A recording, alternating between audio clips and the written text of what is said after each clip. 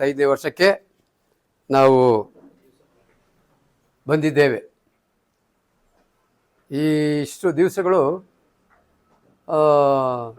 ಒಂದು ವೇಳೆ ನನಗಂತೂ ಬದುಕ್ತೇವೆ ಅಂತ ನನಗೆ ಗ್ಯಾರಂಟಿ ಇರಲಿಲ್ಲ. ನಿಮಗಿತ್ತು ಅನ್ನೋ ನನಗೆ ಗೊತ್ತಿಲ್ಲ, ನನಗಂತೂ ಇರಲಿಲ್ಲ. ಯಾಕೆಂದರೆ ನಾಳೆ ಏನಾಗ್ತದೋ ನಮಗೆ ಗೊತ್ತಿಲ್ಲ. ನಾಳೆ ಏನಾಗ್ತೀವೋ, ನಾವು ಉಳಿತೀವೋ ಇರ್ತೀವೋ ಅಥವಾ ಹೀಗೆ ಸಭೆಯಾಗಿ ನಾವು ಕೂಡಿ ಬರ್ತೇವೋ ಯಾವುದೇ ಗ್ಯಾರಂಟಿ ನಮಗಿಲ್ಲ. ಆದರೆ ಒಂದು ಮಾತ್ರ ಬಲ್ಲೆವು, ದೇವರ ವಾಕ್ಯದ ಆಧಾರದಿಂದ ಹೇಳೋದಾದರೆ, ನನ್ನ ಕರ್ತನಾದ ಯೇಸು ಕ್ರಿಸ್ತನು ನಮಗೆ ವಾಗ್ದಾನ ಮಾಡಿದ್ದಾನೆ. ಏನು? ನೋಡಿರಿ, ಯುಗದ ಸಮಾಪ್ತಿಯವರೆಗೆ ಎಲ್ಲ ದಿವಸ ನಾನು ನಿಮ್ಮ ಸಂಗಡ ಇರ್ತೇನೆ. ಇದು ಕರ್ತನ ವಾಗ್ದಾನ. ಕರ್ತನು ತನ್ನ ವಾಗ್ದಾನವನ್ನು ಆತನು ಎಂದಿಗೂ ಮೀರುವುದಿಲ್ಲ ಮತ್ತು ಅದನ್ನು ಮರೆಯುವುದೂ ಇಲ್ಲ. ತನ್ನ ವಾಗ್ದಾನವನ್ನು ಆತನು ನೆರವೇರಿಸ್ತಾನೆ. ಸೊ ಆದ್ದರಿಂದ ನಮ್ಮ ಕರ್ತನು ನಮ್ಮ ಜೊತೆಯಲ್ಲಿದ್ದ 24ನೇ ವರ್ಷದಲ್ಲಿ ಕರ್ತನು ನಮ್ಮ ಜೊತೆಯಲ್ಲಿದ್ದು ನಮ್ಮನ್ನು ಎಲ್ಲ ನಮ್ಮ ಕಷ್ಟ ಇಕ್ಕಟ್ಟುಗಳು ಪ್ರಯಾಸಗಳು ಸಂತೋಷ ಇವೆಲ್ಲವುಗಳ ಮಧ್ಯದಲ್ಲಿ ಕರ್ತನು ನಮ್ಮನ್ನು ನಡೆಸ್ಕೊಂಡು ಬಂದ. ದೇವರ ನಾಮಕ್ಕೆ ಸ್ತೋತ್ರವಾಗಲಿ. ಇದು ಹೊಸ ವರ್ಷ ಅಂತ ಹೇಳುವಾಗ ನಾವಿನ್ನೂ ಉಳಿಸಲ್ಪಟ್ಟಿದ್ದೇವೆ. ದೇವರು ನಮ್ಮನ್ನು ಉಳಿಸಿದ್ದಾನೆ. ದೇವರ ವಾಕ್ಯ ಒಂದು ಮಾತು ಹೇಳ್ತದೆ, ಏನೆಂದರೆ ನಾವು ಉಳಿದಿರುವುದು ದೇವರ ಕರುಣೆಯೇ, ಯೆಹೋವನ ಕರುಣೆಯೇ. ಆತನು ಕರುಣಿಸಿದ್ರಿಂದ ನಾವು ಉಳಿಸಲ್ಪಟ್ಟಿದ್ದೇವೆ. ನಮ್ಮ ಯೋಗ್ಯತೆ, ನಮ್ಮ ಶಕ್ತಿ, ನಮ್ಮ ಬಲ, ನಮ್ಮ ಆರೋಗ್ಯ ಇದು ಯಾವುದರಿಂದ ನಾವು ಉಳಿಯಲಿಲ್ಲ. ಕರ್ತನು ನಮ್ಮನ್ನು ಕರುಣಿಸಿದರೆ ನಾವು ಉಳಿಸಲ್ಪಟ್ಟಿದ್ದೇವೆ ಎಂಬಂಥ ಈ ಸತ್ಯವನ್ನು ನಾವು ಯಾವಾಗಲೂ ನಮ್ಮ ಜ್ಞಾಪಕದಲ್ಲಿ ಇಟ್ಕೊಳ್ಬೇಕಾಗಿದೆ. ನಮಗೆ ಬಲ ಇರ್ಬೋದು, ಶಕ್ತಿ ಇರ್ಬೋದು, ಹಣ ಇರ್ಬೋದು, ಐಶ್ವರ್ಯ ಇರ್ಬೋದು, ಇದು ಯಾವುದೂ ನಮ್ಮನ್ನು ನಡೆಸ್ತದೆ ಅಥವಾ ನಾವು ಮುಂದಿನ ವರ್ಷ ಜೀವಿಸ್ತೇವೆ ಎಂಬುದಕ್ಕೆ ಏನು ಗ್ಯಾರಂಟಿ ಇಲ್ಲ. ಇದ್ರೆ ತೋರಿಸ್ರಿ, ಸ್ವಲ್ಪ ಇಲ್ಲ. ಸೊ ಆದ್ದರಿಂದ ಇವತ್ತು ದೇವರು ನಮ್ಮನ್ನು ಉಳಿಸಿದ್ದಾನೆ. ಆತನ ನಾಮಕ್ಕೆ ಸ್ತೋತ್ರವಾಗಲಿ. ಈಗ ನಾವು ಕಳೆದ ದಿವಸಗಳಲ್ಲಿ ಕ್ರಿಸ್ಮಸ್ ಆಚರಣೆ ಮಾಡಿದೆವು. ಭಾಳ ಚಂದವಾಗಿ ಡೆಕೋರೇಷನ್ ಎಲ್ಲ ಮಾಡಿದೆವು. ಆಮೇಲೆ ನ್ಯೂ ಇಯರ್ ಬಂತು, 25ನೇ ವರ್ಷ, 2025ನೇ ವರ್ಷ ಕಾಲಿರಿಸಿದೆವು. ಆ ದಿವಸ ಕೂಡ ಹಬ್ಬ ಮಾಡಿದೆವು. ಮತ್ತು ಬೇರೆಯವರೆಲ್ಲ ಕ್ರಿಸ್ಮಸ್ ದಿವಸ ಊಟ ಹಾಕಿದ್ರಿ, ಮತ್ತು ನ್ಯೂ ಇಯರ್ ದಿವಸ ಎಲ್ಲ ಸ್ವೀಟ್ಸ್ ಅದು ಇದೆಲ್ಲ ಕೊಟ್ರಿ, ಎಲ್ಲ ನಾವು ಸಂತೋಷಪಟ್ವಿ, ಒಳ್ಳೆಯದು. ಆದರೆ ಒಂದು ವಿಷಯ ಅದೇನೆಂದರೆ, ಇವೆಲ್ಲ ನಮ್ಮ ಒಂದು ಏನಪ್ಪ ಅಂದರೆ ಒಂದು ಧಾರ್ಮಿಕವಾದಂಥ ಆಚರಣೆ ಅಂತ ನಾವು ಹೇಳ್ಬೋದು ಅಷ್ಟೆ. ಆದರೆ ಒಂದು ವಿಷಯ ನಾವು ತಿಳ್ಕೊಳ್ಬೇಕು. ಅದು ಏನಂತ ಹೇಳುವಾಗ, ದೇವರು ನಮ್ಮನ್ನು ಈ ವರ್ಷ ಉಳಿಸಿದ್ದಾನೆ. ಯಾತಕ್ಕೆ ದೇವರೇ ನನ್ನನ್ನು ಉಳಿಸಿದ್ಯಪ್ಪ ಅಂತ ಒಂದು ವೇಳೆ ದೇವರಿಗೆ ಪ್ರಶ್ನೆ ಕೇಳಿದರೆ ದೇವರು ಏನು ಉತ್ತರ ಕೊಡ್ತಾನೆ? ಒಂದು ವೇಳೆ ದೇವರು ಉತ್ತರ ಕೊಟ್ಟರೆ ಏನು ಕೊಟ್ಟಾನು? ನೀವೇ ಕರ್ತನ ಪ್ರಶ್ನೆ ಮಾಡ್ರಿ, ದೇವರೇ ನನ್ನನ್ನು ಯಾಕೆ ಉಳಿಸಿದೆ ಅಂತ ನೀವು ಪ್ರಶ್ನೆ ಮಾಡಿದರೆ ದೇವರು ಏನು ಉತ್ತರ ಕೊಡ್ತಾನೆ? ಏನು ಹೇಳಾನು? ಪ್ರೀತಿಸಿದ್ದೇನೆ, ಘನಪಡಿಸಿದ್ದೇನೆ. ಆಮೇಲೆ ಒಂದೇ ಒಂದು ವಿಷಯ ಅದೇನೆಂದರೆ, ಇವತ್ತು ನಾವು ಉಳಿದಿರುವುದು ಆತನ ಕೃಪೆ, ಕರುಣೆ, ಕೃಪೆ ಇವೆರಡು ಒಟ್ಟಾಗಿ ಹೋಗುವಂಥದ್ದು. ಇವತ್ತು ದೇವರ ಕೃಪೆ ನಮ್ಮನ್ನು ಉಳಿಸಿದೆ. ಈಗ ತಾನೇ ನೀವು ಆಡ್ತಾ ಬಂದಿರಲ್ಲ ಅಲ್ವೇ? ದೇವರ ಕೃಪೆ ನಮ್ಮನ್ನು ಉಳಿಸಿದೆ. ದೇವರ ನಾಮಕ್ಕೆ ಸ್ತೋತ್ರವಾಗಲಿ. ಇವಾಗ ಒಂದು ಕೆಲವಾರು ವಿಷಯಗಳನ್ನು ನನಗೆ ಸ್ಟಡಿ ಮಾಡಬೇಕು ಅಥವಾ ಬೋಧನೆ ಮಾಡಬೇಕು ಅಂತ ತುಂಬ ಇಷ್ಟ. ಆದರೆ ನಮಗೆ ಸಮಯ ಕೊರತೆ ಇರುವುದರಿಂದ ಎಲ್ಲವನ್ನೂ ನಾವು ಸ್ಟಡಿ ಮಾಡಲಿಕ್ಕೆ ಆಗೋದಿಲ್ಲ. ಆದರೆ ಕೆಲವಾರು ವಿಷಯಗಳನ್ನು ನಾವು ಓದ್ಕೊಂಡು ನಾವು ಮುಂದಕ್ಕೆ ಹೋಗೋಣ. ಈಗ ದೇವರು ಯಾಕೆ ನಮ್ಮನ್ನು ಉಳಿಸಿದ್ದಾನೆ ಅಂತ ಹೇಳುವುದಾದ್ರೆ ಅದಕ್ಕೆ ಉತ್ತರ, ಮೊದಲನೇ ಉತ್ತರ ನೋಡ್ರಿ, ಜ್ಞಾನೋಕ್ತಿಗಳು 4ನೇ ಅಧ್ಯಾಯ 23ನೇ ವಚನ ಓದ್ರಿ. ನಿನ್ನ ಹೃದಯವನ್ನು ಜಾಗರೂಕತೆಯಿಂದ ಕಾಪಾಡಿಕೋ, ಅದರೊಳಗಿಂದ ಜೀವಧಾರೆಗಳು ಹೊರಡುವ. ಯಾಕೆ ನಮ್ಮನ್ನ ಉಳಿಸಿದ್ದಾನೆ? ಯಾಕೆ ನಮ್ಮನ್ನ ಉಳಿಸಿದ್ದಾನೆ? ಯಾಕೆಂದ್ರೆ ನಮ್ಮ ಹೃದಯಗಳನ್ನ ಇನ್ನು ಮುಂದೆ ನಾವು ಏನು ಪಾಪಕ್ಕೆ ದಾಸರಾಗದೆ, ಲೋಕಕ್ಕೆ ದಾಸರಾಗದೆ, ನಮ್ಮ ಸ್ವಂತ ಶರೀರ ಭಾವಕ್ಕೆ ನಾವು ದಾಸರಾಗದೆ, ನಾವು ನಮ್ಮ ಹೃದಯವನ್ನ ಜಾಗರೂಕತೆಯಿಂದ ಕಾಪಾಡ್ಕೊಳ್ಬೇಕಾಗಿದೆ. ಅದಕ್ಕಾಗಿ ದೇವರು ನನ್ನನ್ನು ಉಳಿಸಿದ್ದಾನೆ. ಇದನ್ನು ಚೆನ್ನಾಗಿ ಅರ್ಥ ಮಾಡ್ಕೊಡ್ರಿ. ಬೇರೆ ಯಾವ ಸಂಗತಿಗಳು ಇಲ್ವೇ ಇಲ್ಲ. ಇವತ್ತು ಯಾಕೆ ನಾವು ಉಳಿಸಲ್ಪಟ್ಟಿದ್ದೇವೆ? ಯಾಕೆ ಅಂತ ಹೇಳುವಾಗ ನಮ್ಮ ಹೃದಯಗಳನ್ನು ನಾವು ಜಾಗರೂಕತೆಯಿಂದ ಕಾಪಾಡಿಕೊಳ್ಬೇಕು. ಯಾಕಂದರೆ ಈ ವರ್ಷ ದೇವರು ನಮ್ಮನ್ನು ಉಳಿಸಿದ್ದಾನೆ. ಈ ವರ್ಷದಲ್ಲಿ ನಾವು ಹೇಗೆ ಬದುಕಬೇಕು, ಹೇಗೆ ಜೀವಿಸಬೇಕು ಅಂದರೆ ನಮ್ಮ ದೇವರು ನಮಗೆ ಕೊಟ್ಟಿರುವಂಥ ಹೃದಯಗಳನ್ನು ಜಾಗರೂಕತೆಯಿಂದ ಕಾಪಾಡಿಕೊಳ್ಬೇಕು.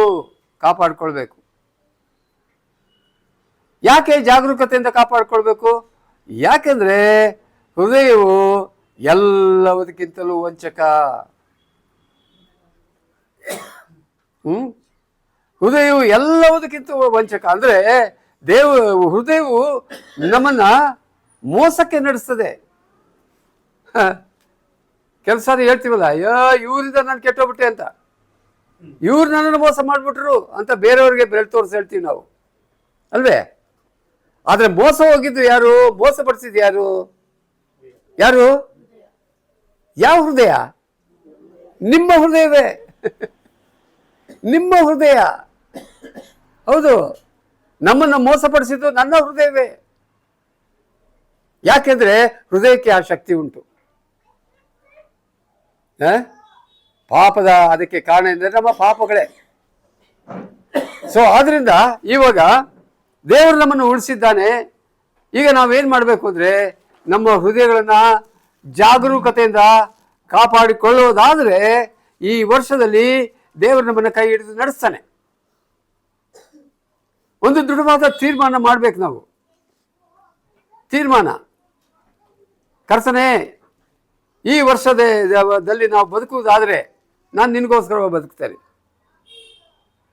ಆದ್ರಿಂದ ನನ್ನ ಹೃದಯವನ್ನು ನೀನು ಪರೀಕ್ಷಿಸು. ದಾವೀದನು ಯಾವಾಗಲೂ ತನ್ನ ಹೃದಯವನ್ನು ಪರೀಕ್ಷೆ ಮಾಡ್ಕೊಳ್ತಾ ಇದ್ದ.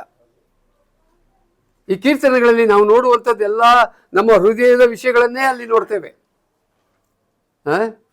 ದೇವಾ, ನನ್ನನ್ನು ಕರುಣಿಸು, ನಾನು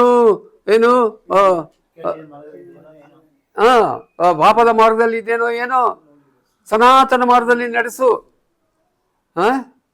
ದಾವೀದನು ಯಾವಾಗಲೂ ತನ್ನ ಹೃದಯವನ್ನು ಆತನು ಚೆಕ್ ಮಾಡ್ಕೊಳ್ತಾ ಇದ್ದ. ಡಯಾಬಿಟಿಕ್ನವರು ಯಾವಾಗ್ಲೂ ಅವರ ಶುಗರ್ ಲೆವೆಲ್ ಯಾವಾಗಲೂ ಚೆಕ್ ಮಾಡ್ಕೊಳ್ತಾ ಇರಬೇಕು. ನಾನ್ ಡಯಾಬಿಟಿಕ್, ಚೆಕ್ ಮಾಡ್ಕೊಳ್ಳೇಬೇಕು. ನನ್ನ ಏನಾಗಲ್ರಿ ಅಂದ್ಬಿಟ್ಟು ಒಂದು ತಿಂಗಳು ಹಾಗೆ ಇದ್ಬಿಟ್ರೆ ಅಷ್ಟೇ ಹೋಗ್ಬಿಟ್ಟಿರುತ್ತೆ ಮೇಲಕ್ಕೆ ಶುಗರು, ಟಾಪಿಗೆ ತೊಗೊಂಡೋಗಿ ಬಿಟ್ಬಿಟ್ಟಿರುತ್ತೆ ಮೋಸಕ್ಕೆ. ಯಾಕೆ? ನನ್ನ ಸ್ವಂತ ಜ್ಞಾನ ಬುದ್ಧಿ ಮೇಲೆ ನಾನು ಹತ್ಕೊಂಡ್ರೆ. ಈಗ ಬಹಳ ಗಂಭೀರವಾದ ಸಂಗತಿ ಏನಂದರೆ, ಈ ವರ್ಷ ನೀನು ಮಾಡಬೇಕಾದದ್ದು ಅಂದರೆ ನಿನ್ನ ಹೃದಯವನ್ನು ಜಾಗರೂಕತೆಯಿಂದ ಕಾಪಾಡ್ಕೊಂಡ್ರೆ ಏನಾಗುತ್ತೆ ಅಂತೆ? ಅದರೊಳಗಿಂದ ಜೀವಧಾರೆಗಳು ಹೊರಡುವು. ಜೀವಕರವಾದ ಸಂಗತಿಗಳು ನಮ್ಮ ಹೃದಯದೊಳಗೆ ದೇವ್ರು ಕೊಡ್ತಾನೆ. ಜಾಗರೂಕತೆಯಿಂದ ಕಾಪಾಡಿಕೊಂಡ್ರೆ ಮಾತ್ರ, ಇಲ್ಲವರಿಲ್ಲ. ಇದು ಮೊದಲನೆಯ ಒಂದು ಎಚ್ಚರಿಕೆ. ಸೊ ಎರಡನೇ ಎಚ್ಚರಿಕೆ ಅದು ಏನಂತ ಹೇಳುವಾಗ, ಮಾರ್ಕನ್ ಬರೆಸುವಾರ್ತೆ 4ನೇ ಅಧ್ಯಾಯ 24ನೇ ವಚನಕ್ಕೆ ಬನ್ರಿ. ಮಾರ್ಕ 4ನೇ ಅಧ್ಯಾಯ 24ನೇ ವಚನ.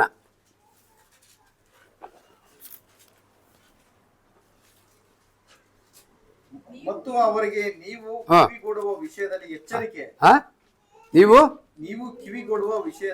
ಕಿವಿ ಕೊಡುವ ವಿಷಯದಲ್ಲಿ ಎಚ್ಚರಿಕೆ. ಎರಡನೇ ಒಂದು ಎಚ್ಚರಿಕೆ, ಮೊದಲನೇದಾಗಿ ನಮ್ಮ ಹೃದಯವನ್ನು ಕಾಪಾಡ್ಕೊಳ್ಬೇಕು ಈ ವರ್ಷದಲ್ಲಿ. ಅದು ಜಾಗರೂಕತೆಯಿಂದ ಕಾಪಾಡ್ಕೊಳ್ಬೇಕು. ಹೇಗೆ ಕಾಪಾಡ್ಕೊಳ್ತೀವಿ? ಒಂದು ನಮ್ಮ ಹತ್ರ ಏನಾದ್ರು ಒಂದು ನಮಗೆ ಒಂದು ಪ್ರೀತಿಯ ಒಂದು ನಾಯಿ ಮರಿ ಇದೆ ಅಂತ ಇಟ್ಕೊಳ್ಳಿ. ಏನು ಆ ನಾಯಿ ಮರಿ ಮುದ್ದಾಡಿ ಮುದ್ದಾಡಿ ಮುದ್ದಾಡಿ ಹೋದ ಜಾಗದಲ್ಲಿ ಅದನ್ನ ಇಟ್ಕೊಂಡು ಹೋಗ್ಬಿಡ್ತೀವಿ, ಚೈನ್ ಹಾಕೊಂಡು ಇಟ್ಕೊಂಡು ಹೋಗ್ಬಿಡ್ತೀವಿ. ನಮ್ಮನೆ ಪಕ್ಕದಲ್ಲಿ ಒಬ್ಬ ಯವನಸ್ ಹುಡುಗಿದ್ದಾಳೆ. ಅವರು ನಾಯಿ ಸಾಕಿದ್ದಾರೆ. ಎತ್ತರಕ್ಕೆ ಒಳ್ಳೆ ಚೆನ್ನಾಗಿ, ಭಾಳ ಚೆನ್ನಾಗಿದೆ, ಪುಷ್ಟಿಯಾಗಿದೆ. ಆ ನಾಯಿಗೆ ಯಾವಾಗಲೂ ಅವಳು ಮುತ್ತು ಕೊಡ್ತಾ ಇರ್ತಾಳೆ. ಯಾಕೆಂದರೆ ಅಷ್ಟೊಂದು ಪ್ರೀತಿ ಮಾಡ್ತಾಳೆ ನಾಯಿನ. ಈಗ ನಾವೇನು ಮಾಡಬೇಕು? ಮೊದಲನೇದಾಗಿ ನಮ್ಮ ಹೃದಯವನ್ನು ಜಾಗರೂಕತೆಯಿಂದ ಕಾಪಾಡಿಕೊಳ್ಬೇಕು. ಎರಡನೇದಾಗಿ ನೀವು ಕಿವಿಗೊಡುವ ವಿಷಯದಲ್ಲಿ ಎಚ್ಚರಿಕೆಯಾಗಿರಬೇಕು. ಕಿವಿಗೊಡುವ ವಿಷಯದಲ್ಲಿ ಕಳೆದ ವರ್ಷ ದೇವರು ನಮಗೆ 53 ಭಾನುವಾರಗಳನ್ನು ಕೊಟ್ಟ. ಹೌದಾ? 53 ಭಾನುವಾರಗಳು ಸತತವಾಗಿ ದೇವರ ವಾಕ್ಯವನ್ನು ಕೊಟ್ಟ. ಆ ವಾಕ್ಯಗಳು ನಾವು ಏನು ಮಾಡಿದ್ವಿ? ಕಿವಿಗೊಟ್ಟು ಬಹಳ ಆಸಕ್ತಿಯಿಂದ ದೇವರ ವಾಕ್ಯವನ್ನು ಕೇಳಿದೆವ, ಅದರಿಂದ ಲಾಭ ಪಡ್ಕೊಂಡ್ವ. ಆತ್ಮಿಕ ಲಾಭ, ಭೌಮಿಕ ಲಾಭ ಅಲ್ಲ, ಆತ್ಮಿಕ ಲಾಭ.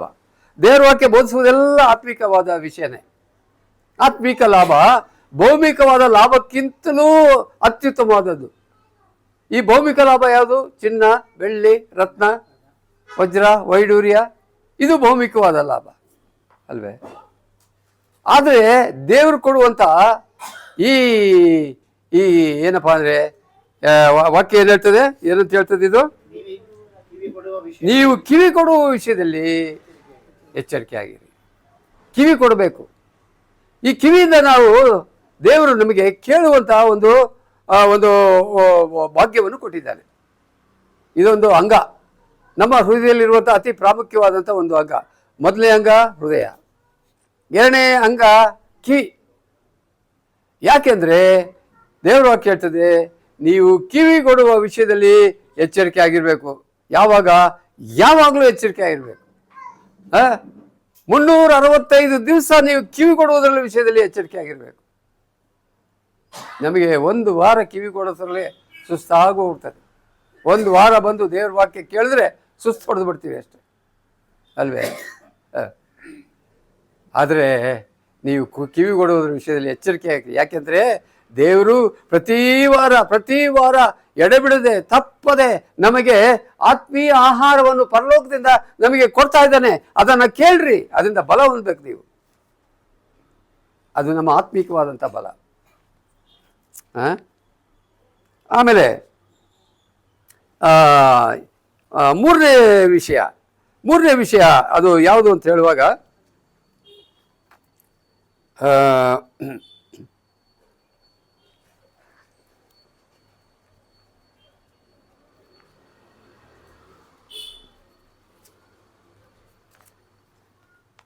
ಒಂದು ನಿಮಿಷ. ಮಾರ್ಕ 20 ನಾವಾಗಲೇ ಓದಿದ್ದು ಮಾರ್ಕ 24 ಅಲ್ವೇ? ಮಾರ್ಕ ಎಷ್ಟದು? 4:24. 4:24. ಮಾರ್ಕ 4:24. ಇಲ್ಲಿ ನಾವು ನೋಡುವಾಗ ನೀವು ಏನಪ್ಪ ಅಂತ ಹೇಳುವಾಗ ನಿಮ್ಮ ನಾಲಿಗೆಯನ್ನು ಕಂಟ್ರೋಲ್ ಮಾಡಿರಿ ಅಂತ. ನಿಮ್ಮ ನಾಲಿಗೆಯನ್ನು ಕಂಟ್ರೋಲ್ ಮಾಡಬೇಕು ಅಂದರೆ ಕಂಟ್ರೋಲ್ ಇಟ್ಕೊಳ್ರಿ ಅಂತ. ನಿಮ್ಮ ಬಾಯನ್ನು ಕಂಟ್ರೋಲ್ ಇಟ್ಕೊಳ್ರಿ. ನಾವು ಇಟ್ಕೋತೀವಾ? ಇಟ್ಕೊಳ್ಳಲ್ಲ ನೋಡಿ. ವಾಕ್ಯ ಅದೇ ಹೇಳ್ತದೆ. ಯಾಕೋಬನು ಬರೆದ ಪತ್ರಿಕೆ 3ನೇ ಅಧ್ಯಾಯ. ಯಾಕೋಬನು ಬರೆದ ಪತ್ರಿಕೆ 3ನೇ ಅಧ್ಯಾಯ. ಒಂದು ನಿಮಿಷ.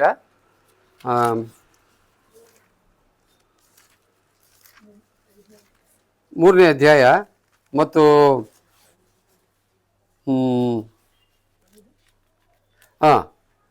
ಒಂದು ಎರಡು ಮೊದಲೇ ವರ್ಷದಿಂದ ಓದ್ಬಿಡೋಣ. ಮೊದಲೇ ವರ್ಷದಿಂದ ಸ್ವಲ್ಪ ಓದ್ರಿ ಜೋರಾಗಿ. ನನ್ನ ಸಹೋದರರೇ, ಹಾ ಬೋಧಕರಾದ ನಮಗೆ ಕಠಿಣವಾದ ತೀರ್ಪು ಆಗುವುದೆಂದು ತಿಳಿದುಕೊಂಡು ಹಾ ಬಹುಮಂದಿ ಬೋಧಕರಾಗಬೇಡ್ರಿ. ಹಾ ಅನೇಕ ವಿಷಯಗಳಲ್ಲಿ ನಾವೆಲ್ಲರೂ ತಪ್ಪುವುದುಂಟು. ಹಾ ಒಬ್ಬನ ಮಾತಿನಲ್ಲಿ ತಪ್ಪಿದರೆ ಹಾ ಅವನು ಶಿಕ್ಷಿತನು, ಹಾ ತನ್ನ ದೇಹವನ್ನೆಲ್ಲ ಸ್ವಾಧೀನಪಡಿಸಿಕೊಳ್ಳುವುದಕ್ಕೆ ಹಾ ಸಮರ್ಥನು ಆಗಿದ್ದಾನೆ. ನಾವು ಕುದುರೆಗಳನ್ನು ಸ್ವಾಧೀನ ಹಾ ಮಾಡಿ ನೋಡಿ, ಕುದುರೆ ವಿಷಯ ತರ್ತಾನೆ ಇಲ್ಲಿ. ಕುದುರೆನ ಸ್ವಾಧೀನ ಮಾಡ್ಕೊಳ್ತೇವಲ್ಲ, ಹಿಂದಿನ ಕಾಲದಲ್ಲಿ ಕುದುರೆಗಳು ಭಾಳ ಸಾಕ್ತಾ ಇದ್ರು, ನಮಗೆ ಗೊತ್ತುಂಟು. ಎಲ್ಲ ಅರಸುಗಳು ಕುದುರೆ ಇಲ್ಲದೇ ಇರುವಂಥ ಸಿಟಿನೇ ಇರಲಿಲ್ಲ ಮೊದಲು, ಅಲ್ವೇ? ಎಂಥ ಕುದುರೆ ಅಂತ ಹೇಳುವಾಗ ಈ ಈ ಜಟಕ ಕುದುರೆಗಳಲ್ಲ, ಜಟಕ ಗಾಡಿ ಹೊಡಿತಾ ಇದ್ರಲ್ಲ, ಅವೆಲ್ಲ ಸಣ್ಣ ಸಣ್ಣ ಕುದುರೆಗಳು. ಆದರೆ ಕೆಲವು ಕುದುರೆಗಳು ಇರ್ತಾ ಇತ್ತು, ದೊಡ್ಡ ದೊಡ್ಡ ಕುದುರೆಗಳು. ಆ ಕುದುರೆ ನೋಡೋಕ್ಕೆ ನಾವು ಹೋಗ್ತಾ ಇದ್ವಿ. ನಮ್ಮ ಊರಿನಲ್ಲಿ ಒಂದು ಇದಿತ್ತು, ಬಂಗಲೆ ಇತ್ತು, ಅಂದರೆ ಪಬ್ಲಿಕ್ದು ಒಂದು ಬಂಗಲೆ. ಆ ಬಂಗಲೆಯಲ್ಲಿ ಯಾವಾಗಲೂ ಪ್ರತಿ ವಾರಕ್ಕೆ ಬೇರೆ ಬೇರೆ ಕುದುರೆಯವರು ಬರ್ತಾಯಿದ್ರು, ಕುದುರೆ ಸವಾರಿ ಮಾಡ್ಕೊಂಡು ಬರ್ತಾಯಿದ್ರು. ಅಲ್ಲಿ ದೊಡ್ಡ ದೊಡ್ಡ ಕುದುರೆಗಳು ಬರ್ತಾಯಿದ್ವು, ಅದನ್ನು ನಾವು ನೋಡೋಕೆ ಹೋಗ್ತಾಯಿದ್ವಿ. ಅಬ್ಬಾ, ಎಂಥ ಅಜಾನುಭಾವ ಕುದುರೆಗಳದು. ಆ ಕುದುರೆ ಸಪ್ಪಳ ಕೇಳಿದರೆ ಸಾಕು, ನಡೆಯುವಾಗ ಭಾಳ ಚಂದವಾಗಿ ಅದು ಕೇಳುವಂಥದ್ದಾಗಿರ್ತದೆ. ಇಲ್ಲಿ ನಾವು ನೋಡುವಾಗ ಏನಪ್ಪ ಅಂತ ಹೇಳುವಾಗ ಯಾಕೋಬನು ಹೇಳುವಂಥದ್ದು ಏನಪ್ಪ ಅಂದರೆ, ನಿಮ್ಮ ನಾಲಿಗೆಯನ್ನು ನೀವು ನಿಮ್ಮ ಹತೋಟಿಯಲ್ಲಿ ಇಟ್ಕೊಳ್ರಿ. ವಾಕ್ಯದಲ್ಲಿ ನಾವು ಹೀಗೆ ಓದ್ತೀವಲ್ಲ, ಯಾವುದು? ನಾಲಿಗೆಯು ಕಿಚ್ಚೆ. ಹಾಂ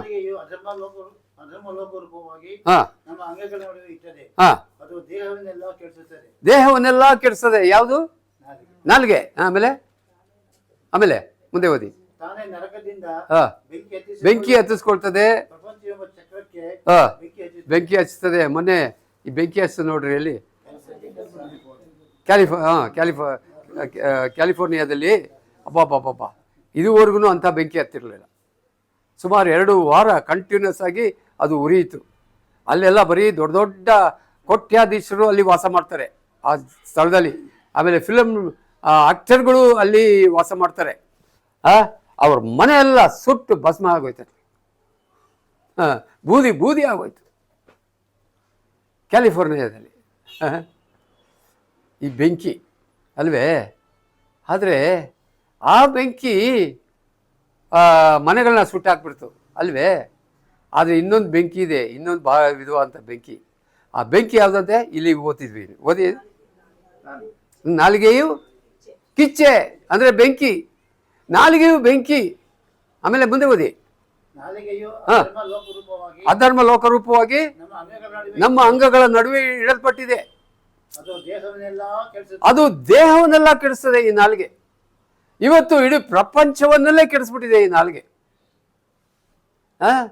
ಎಲ್ಲ ನೋಡ್ರಿ, ಪ್ರತಿ ದಿವಸ ಇದು ಏನಪ್ಪ ಅಂದರೆ ಟಿ ವಿ ಹಾಕಿದ್ರೆ ಅಥವಾ ನ್ಯೂಸ್ ಪೇಪರ್ ನೋಡಿದ್ರೆ ಎಲ್ಲವನಿಗೂ ಒಬ್ಬನಿಗೊಬ್ಬನಿಗೂ ಒಂದೊಂದು ಪಾರ್ಟಿಗಳಿಗೆ ಹೊಡೆದಾಟ, ಕಿಚ್ಚು, ಜಗಳ, ಕಾಂಪಿಟಿಷನ್ನು, ಬರೀ ಅದೇ.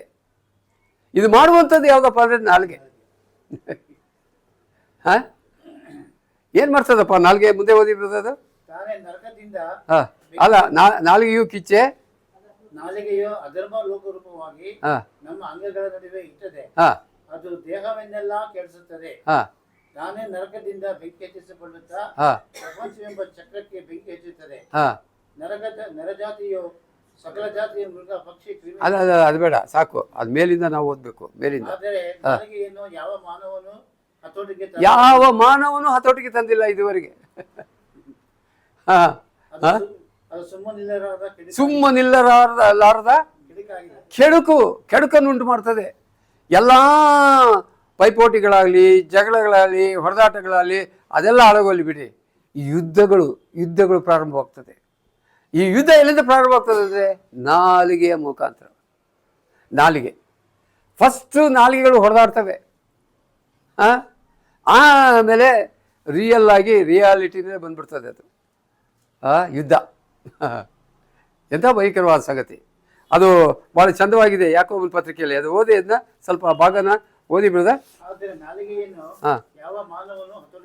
ಹತೋಟಿಗೆ ತರಲಾರನು. ಸುಮ್ಮನಿರದ ಕೆಡುಕಾಗಿದೆ. ಮರಣಕರವಾದ ವಿಷದಿಂದ ತುಂಬಿದೆ. ನೋಡ್ರಿ ನಾಲ್ಗೆ ಒಳಗೆ ಏನಿದೆಯಂತೆ? ವಿಷ. ವಿಷ. ಅಯ್ಯೋ, ಆ ವಿಷ ಎಲ್ಲಿದೆ? ಹಾವಿನಲ್ಲಿದೆ, ನಾಗರ ಹಾವು. ಆ ನಾಗರ ಹಾವಿನಲ್ಲಿ ವಿಷ ಇದೆ. ಅನೇಕರು ಲಕ್ಷಾಂತರ ಮಂದಿ ದೇವರು ಅಂತ ಆರಾಧನೆ ಮಾಡ್ತಾರೆ ಅದನ್ನ, ಅಲ್ವೇ? ಇಲ್ಲಿ ಹಿಡ್ಕೊಳ್ಳಿ ಹೋಗಿ ಅದನ್ನ ಕೈನಲ್ಲಿ, ಯಾವನು ಹಿಡ್ಕೊಳಕ್ಕಾಗಲ್ಲ. ಕೆಲವರು ಯಾರೋ ಸ್ವಲ್ಪ ತರಬೇತು ಹೊಂದಿರೋರು ಹೋಗಿ ಒಂದು ಐಡಿಯಾದಲ್ಲಿ ಅದನ್ನ ಹಿಡಿತಾರೆ ಅಷ್ಟೇ. ಹಿಡಿದ್ಬಿಡ್ತು ಚೆಕ್ ಅಂತ ಅದನ್ನ ಒಂದು ಬ್ಯಾಗ್ ಒಳಗೆ ಹಾಕೊಂಡ್ಬಿಡ್ತಾರೋ ಅಥವಾ ಏನೋ ಒಂದು ಮಾಡಿಬಿಡ್ತಾರೆ ಅಷ್ಟೇ. ಅದನ್ನ ಕೈಲಿ ಇಟ್ಕೊಳಕ್ಕಾಗಲ್ಲ ಈ ಥರ. ಅಲ್ಲೇ ಕಚ್ಚಿಬಿಡುತ್ತೆ ಅದು. ಕಚ್ಚಿ ಒಂದು ಹಾಫ್ ಆನ್ ಅವರು 3/4 ಗಂಟೆ ಒಳಗೆ ಫೈಸಲ್ ಅಷ್ಟೇ. ಅದು ಏನಂತೆ ಆ ವಾಕ್ಯ ಹೇಳ್ತೈತೆ ಓದಿ? ಮರಣಕರವಾದ ವಿಷಯದಿಂದ ತುಂಬಿದೆ. ನಾಲಿಗೆಯಿಂದ ತಂದೆಯಾದ ಕರ್ತನನ್ನು ಕೊಂಡಾಡುತ್ತೇವೆ. ಅಬ್ಬಬ್ಬಬ್ಬ, ಇದು ಇನ್ನೂ ಡೇಂಜರ್. ಇದು ನಾಲಿಗೆಯಿಂದ ದೇವರನ್ನು ಕೊಂಡಾಡ್ತೇವೆ, ಅದೇ ನಾಲಿಗೆಯಿಂದ ದೇವರ ಹೋಲಿಕೆಗೆ ಸರಿಯಾಗಿ ಉಂಟು ಮಾಡಲ್ಪಟ್ಟ ಮನುಷ್ಯನನ್ನು ಶಪಿಸ್ತೇವೆ ಅಲ್ವೇ? ಅದೇ ನಾಲಿಗೆಯಲ್ಲೇ ನಾವು ದೇವರನ್ನ ಸ್ತೋತ್ರ ಮಾಡ್ತೀವಿ. ಎರಡೂ ಬರ್ತದೆ. ಅಯ್ಯೋ ಅಯ್ಯೋ ಅಯ್ಯೋ, ಏನು ಭಯಂಕರನಪ್ಪ ಈ ನಾಲಿಗೆ. ಆದ್ರಿಂದ ದೇವ್ರ ವಾಕ್ಯ ಹೇಳ್ತಿದ್ರೆ, ಆ ನಾಲಿಗೆಯನ್ನು ಈ ವರ್ಷದಲ್ಲಿ ನಾನು ನೀನು ಕಂಟ್ರೋಲ್ ಮಾಡಲಿಲ್ಲ ಅಂದರೆ ಅದು ನಮ್ಮನ್ನೇ ಕಚ್ಚುತ್ತೆ. ಯಾಕೆಂದರೆ ಅದರಲ್ಲಿ ವಿಷ ಇದೆ. ಮನುಷ್ಯನ ನಾಲಿಗೆಯಲ್ಲಿ ವಿಷ ಇದೆಯಾ? ಇಲ್ಲಂತೆ. ವಿಷ ಕಚ್ಚಿಸ್ಕೊಂಡು ನೋಡು ಒಂದ್ಸತಿ, ಭಯಂಕರವಾಗಿ ಕಚ್ಚುತ್ತೆ ಅದು. ಅಲ್ಲ, ನಾನು ಯಾಕೆ ಹೇಳ್ತಂದರೆ ದೇವರ ವಾಕ್ಯದ ಬೋಧನೆ ಇದು. ನಾಲ್ಗೆ ಅದರ ಹಿಂದೆ ಹಾವಿನ ವಿಷವಿದೆ ಅಂತ ಹೇಳ್ತದೆ. ಆಮೇಲೆ ಬ್ರದರ್ ಅಷ್ಟೇನದು? ಅದು ಬಾಯಲ್ಲಿ ಸ್ತುತಿ ಶಾಪ ಎರಡೂ ಬರ್ತದೆ. ಸೊ ಮೂರನೇ ಒಂದು ಅಂಶ ಏನಪ್ಪ ಅಂದರೆ, ನಮ್ಮ ನಾಲಿಗೆಯನ್ನು ನಾವು ಹದ್ದು ಬದ್ನಲ್ಲಿ ಇಡಬೇಕು. ನಮ್ಮ ನಾಲಿಗೆಯನ್ನು ಪರಿಪೂರ್ಣವಾಗಿ ಕಂಟ್ರೋಲ್ ಮಾಡಬೇಕು. ಈ ವರ್ಷ ನಾವು ಮಾಡಬೇಕಾಗಿರೋದು ಸಂಗತಿ ಇದು. ಆಮೇಲೆ ನಾಲ್ಕನೇದಾಗಿ ನಾಲ್ಕನೇದು ಒಂದು ಅಂಶ ಇಲ್ಲಿ ನಮಗೆ ದೇವರು ಹೇಳ್ತಾನೆ. ಏನದು?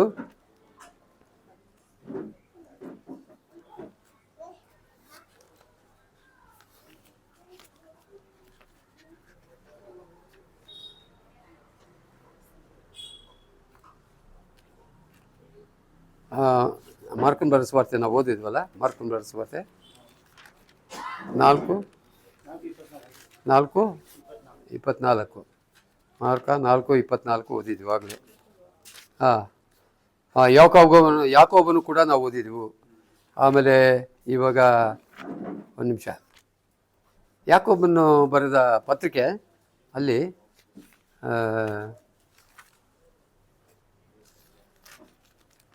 ಯಾಕೋಬನು ಬರೆದ ಪತ್ರಿಕೆ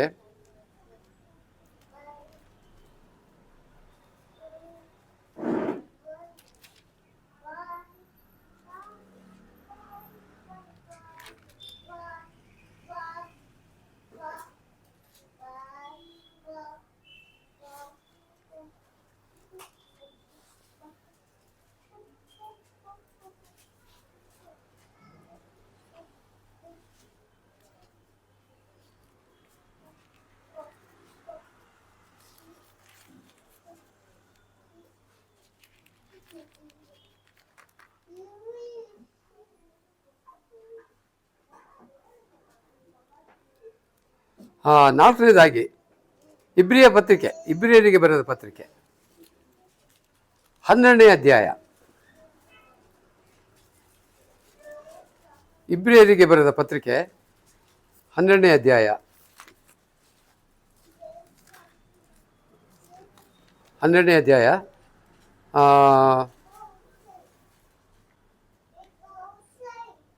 11, 12, 13 ವಚನಗಳು.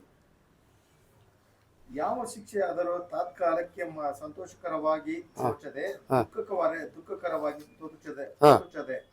ತೋಚುತ್ತದೆ. ಆದರೂ ತರುವಾಯ ಅದು ಶಿಕ್ಷೆ ಹೊಂದಿದವರಿಗೆ ನೀತಿ ಎಂಬ ಫಲವನ್ನು ಕೊಟ್ಟು ಮನಸ್ಸಿಗೆ ಸಮಾಧಾನವನ್ನು ಉಂಟು ಮಾಡುತ್ತದೆ. ಆದುದರಿಂದ ಜೋಲು ಜೋಲು ಬಿದ್ದ ಕೈಗಳನ್ನು ನಡಗುವ ಮೊಣಕಾಲುಗಳನ್ನು ಸುಧಾರಿಸಿಕೊಳ್ಳಿರಿ, ನಿಮ್ಮ ಕಾಲುಗಳಿಂದ ನೆಟ್ಟಗೆ ನಡೆಯಿರಿ. ಇದು 4ನೇ ಒಂದು ಎಚ್ಚರಿಕೆ. ಈ ವರ್ಷ, ಈ ಹೊಸ ವರ್ಷದಲ್ಲಿ ಮೊದಲನೇದಾಗಿ ಏನು ಕಂಟ್ರೋಲ್ ಮಾಡ್ಬೇಕು ನಾವು? ಹೃದಯ. ಎರಡನೇದಾಗಿ ಕಿವಿ. ಮೂರನೇದಾಗಿ ನಾಲಿಗೆ. ಐದನೇದಾಗಿ ನಮ್ಮ ಕಾಲುಗಳು. ನಮ್ಮ ಕಾಲುಗಳನ್ನು ಕಂಟ್ರೋಲ್ ಮಾಡಬೇಕು. ಯಾಕೆ ಕಾಲುಗಳನ್ನು ಕಂಟ್ರೋಲ್ ಮಾಡಬೇಕು? ಯಾಕೆ ಕಾಲುಗಳನ್ನ ಕಂಟ್ರೋಲ್ ಮಾಡಬೇಕು? ಯಾಕೆಂದ್ರೆ ಈ ಕಾಲುಗಳಿದೆಯಲ್ಲ, ಈ ಕಾಲುಗಳೇ ನಮ್ಮನ್ನ ಮಾರ್ಗ ತಪ್ಪಿಸ್ತದೆ. ಅದು ನಮ್ಮನ್ನ ದಾರಿ ತಪ್ಪಿಸದೆ ನಮ್ಮ ಕಾಲುಗಳು. ನಾವೇ ಎಲ್ಲಿ ಹೋಗ್ಬೇಕು ಅಲ್ಲಿ ಹೋಗಿ ಬಿಡೋದಿಲ್ಲ ಕಾಲು. ಅದೇನ್ ಮಾಡ್ತದೆ? ಯಾವಾಗಲೂ ಡಿವೇಟ್ ಮಾಡ್ತದೆ, ಟರ್ನ್ ಮಾಡಿಬಿಡ್ತದೆ. ಹೌದಾ ಇಲ್ವಾ? ಖಂಡಿತ. ಇವತ್ತು ಎಲ್ಲೋ ನಮ್ಮ ಯಾರೋ ಒಬ್ಬರ ಸೇವಕರನ್ನ ಹತ್ರ ಮನೆಗೆ ಹೋಗ್ಬೇಕು ಅಂತ ಒಬ್ಬರು ಹಾಗೆ ಹೇಳ್ತಾ ಬಂದರು. ಸೇವಕರ ಮನೆಗೆ ಅಂತ ಹೊರಟರು. ಅವರು ಕಡೆಗೆ ಅವರು ಮನೆ ಬಾಗ್ಲಾಕಿತ್ತು. ಕಡೆಗೆ ಅವ್ರು ಏನು ಮಾಡಿದ್ರು, ಯಾರೋ ಅವ್ರ ಫ್ರೆಂಡ್ನ ನೋಡೋಕ್ಕೆ ಅಂತ ಹೊರಟರು. ಆ ಫ್ರೆಂಡು ಯಾರಪ್ಪ ಅಂದರೆ ಅವರು ಪ್ರಾಪಂಚಿಕವಾದಂಥ ಒಬ್ಬ ವ್ಯಕ್ತಿ. ಅವನು ಅಲ್ಲಿ ಹೋಗಿ ಅವ್ರ ಹತ್ರ ಫುಲ್ ಹರಟೆ ಹೊಡೆದ್ರು. ಹರಟೆ ಹೊಡೆದ್ಬಿಟ್ಟು ಆಮೇಲೆ ಬಂದರು, ಬೇಡವಾದ ಸಂಗತಿಗಳೆಲ್ಲ ಮಾತಾಡಿ ಬಂದರು. ಅದಕ್ಕೆ ಕಾರಣ ಏನಂದರೆ ಅವರ ಕಾಲುಗಳು ಅವರ ಮನೆಗೆ ಕರ್ಕೊಂಡು ಹೋಗ್ಬಿಡ್ತಾ ಇದ್ರು. ಕಾಲುಗಳು.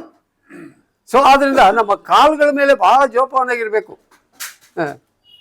ನಮ್ಮ ಕಾಲುಗಳನ್ನು ಕಾಯಬೇಕು. ನಾವು ಅದನ್ನು ಕಂಟ್ರೋಲ್ ಇಡಬೇಕು ನಮ್ಮ ಕಾಲುಗಳನ್ನ. ಈ ವರ್ಷದಲ್ಲಿ ನಾವು ಮಾಡಬೇಕಾದ ಸಂಗತಿ 4 ಸಂಗತಿಗಳು. ದಯಮಾಡಿ ನೀವೆಲ್ಲ ಬರ್ಕೊಡ್ರಿ, ಮನೆಗೆ ಹೋಗಿ ಅದನ್ನು ಧ್ಯಾನ ಮಾಡಿರಿ. ಈ ವರ್ಷದಲ್ಲಿ ಮೊದಲನೇದಾಗಿ ಏನು ಮಾಡಬೇಕು? ಹೃದಯನ ಕಂಟ್ರೋಲ್ ಮಾಡಿರಿ. ಎರಡನೇದಾಗಿ ಕಿವಿಗಳನ್ನ ಕಂಟ್ರೋಲ್ ಮಾಡಿರಿ. ಆಮೇಲೆ ನಾಲ್ಗೆಯನ್ನು ಕಂಟ್ರೋಲ್ ಮಾಡಿರಿ. ಆಮೇಲೆ ಕಾಲುಗಳನ್ನ ಕಂಟ್ರೋಲ್ ಮಾಡಬೇಕು. ಸೊ ಓಕೆ, ಈಗ ನಾನು ಮುಂದಕ್ಕೆ ಹೋಗ್ತೇನೆ.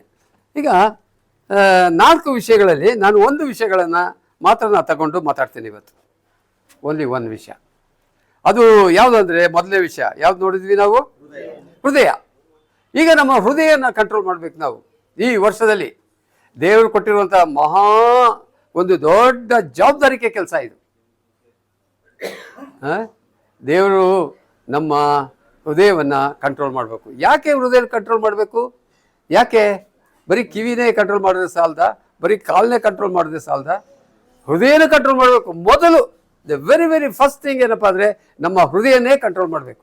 ಯಾಕೆಂದರೆ ಈ ಹೃದಯ ಅನ್ನುವಂಥದ್ದು ನಮ್ಮ ದೇಹದ ಮಧ್ಯಭಾಗದಲ್ಲಿ ದೇವರನ್ನು ಇಟ್ಟಿದ್ದಾನೆ. ಸೆಂಟರ್ ಆಫ್ ಅವರ್ ಬಾಡಿ ಈ ಹೃದಯ. ಈ ಹೃದಯ ಏನು ಮಾಡ್ತದೆ ಗೊತ್ತಾ?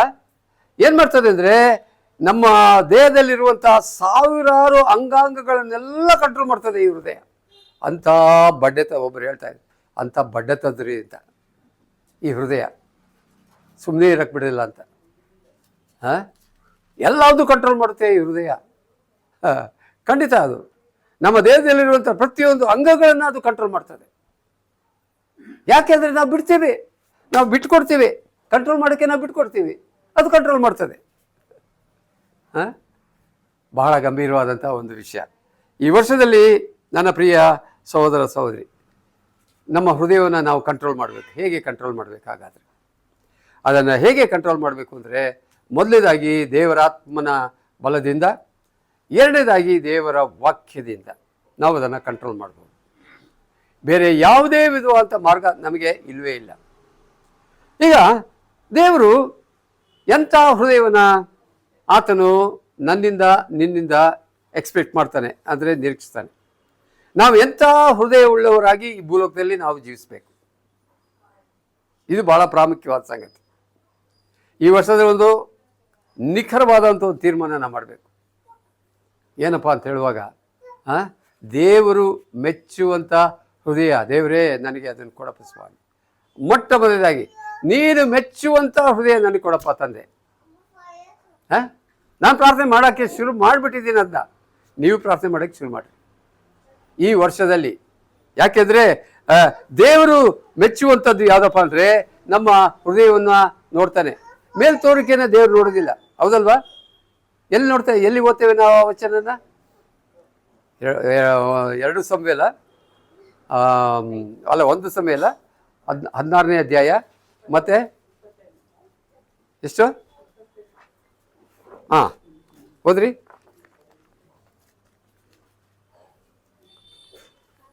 ಹೃದಯವನ್ನೇ ನೋಡುವವನಾಗಿದ್ದಾನೆ. ಮೇಲಿಂದ ಹೋದ್ರಪ್ಪ ಸ್ವಲ್ಪ.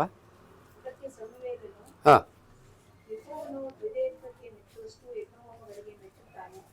ಯೆಹೋವನು ವಿಧೇಯತ್ವಕ್ಕೆ ಮೆಚ್ಚುವಷ್ಟು ಹಾಂ ಮಾತು ಕೇಳುವುದು ಉತ್ತಮ. ಆಮೇಲೆ ಸ್ವಲ್ಪ ಇನ್ನು ಮೇಲಿಂದ ಹೋದ್ರಿ. ಹಾಂ, ಅಲ್ಲಲ್ಲ, ದೇವರು ಅದು ಆವಚನ ಅಲ್ಲ. ಯೆಹೋವನು ಮನುಷ್ಯರಂತೆ ಹೊರಗಿನ ತೋರಿಕೆಯನ್ನು ನೋಡದೆ ಹೃದಯವನ್ನೇ ನೋಡ್ತಾನೆ ದೇವರು. ಅಲ್ವೇ? ನಮ್ಮ ಮನೆಗಳಲ್ಲಿ ಹೋದ್ರೆ ಫಸ್ಟ್ ನಮಗೆ ಕಣ್ಣಿಗೆ ಕಾಣೋದು ಏನು ಗೊತ್ತಾ? ನಮ್ಮ ಕಣ್ಣಿಗೆ ಕಾಣೋದು ಏನು ಗೊತ್ತಾ? ನಮ್ಮ ಫೋಟೋಗಳು ಕಾಣ್ತದೆ. ಓ, ಎಂತೆಂಥ ಒಳ್ಳೊಳ್ಳೆ ಚಂದವಾದಂಥ ಡ್ರೆಸ್ಗಳನ್ನೆಲ್ಲ ಹೋಲಿಸ್ಕೊಂಡು ಫಸ್ಟು ನಾವು ಏನಪ್ಪ ಅಂದರೆ ಫೋಟೋಗಳು ತೆಗೆಸ್ಕೊಂಡ್ಬಿಡ್ತೀವಿ. ಯಾವ್ಯಾವ ಸ್ಟೈಲು, ಎಂತೆಂಥ ಸ್ಟೈಲ್ ಬೇಕೋ ಆ ಸ್ಟೈಲಲ್ಲೆಲ್ಲ ನಾವು ಫೋಟೋಗಳನ್ನ ತೆಗೆಸ್ಕೊಂಡ್ಬಿಡ್ತೀವಿ. ಆಮೇಲೆ ಏನು ಮಾಡ್ತೀವಿ?